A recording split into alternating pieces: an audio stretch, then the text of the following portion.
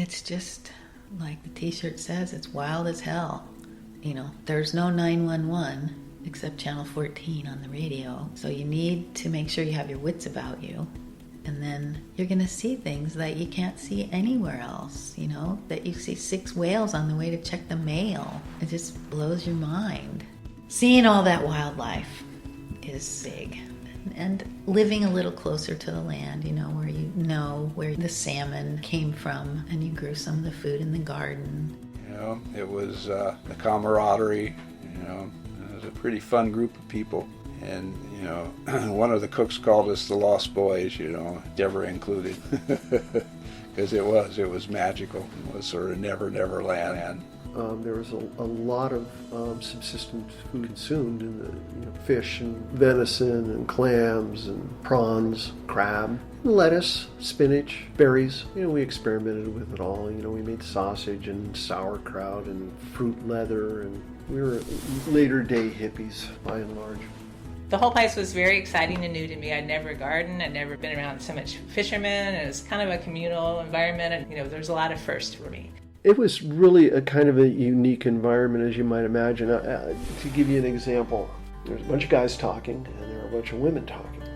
And I walked over and said, well, we'll just go by the ladies here, see what they're talking about. Well, they're talking about fishing. They're talking about gear. They were talking about landmarks, and they were talking about fishing. And I thought, well, that's cool. And I walked back to where the guys were, and they were talking about baking bread. Oh, Greg was going on about his sourdough, and, so it's kind of very eclectic.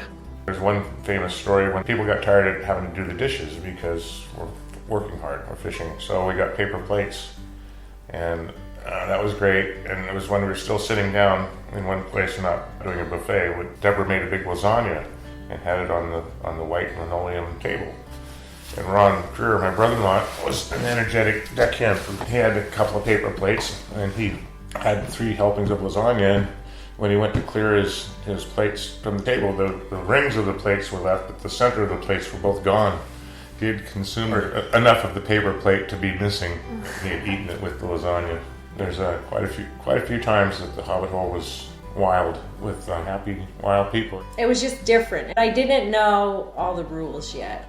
And I said, well, I can cook something. They said, oh, well, look in the pantry and see what we have. And so I was trying to fit in. So I pulled a couple onions out, and one of them was just all moldy and gross, and I threw it in the compost bucket. And Greg saw me do it, and he walked over, and he reached in and he pulled the onion out, and he said, you'd never make it here in a winter. And he just chopped it, and he peeled all the rotten stuff off and threw it in the compost and threw it at me.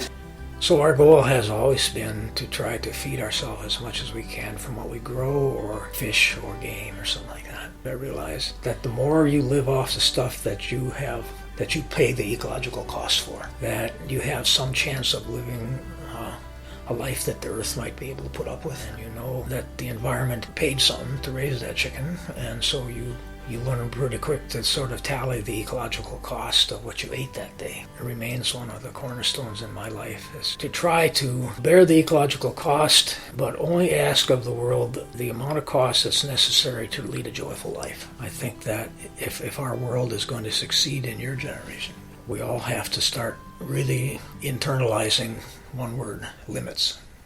We can't keep asking the world for everything we want. We have to ask the world for what we need and then slow down after that.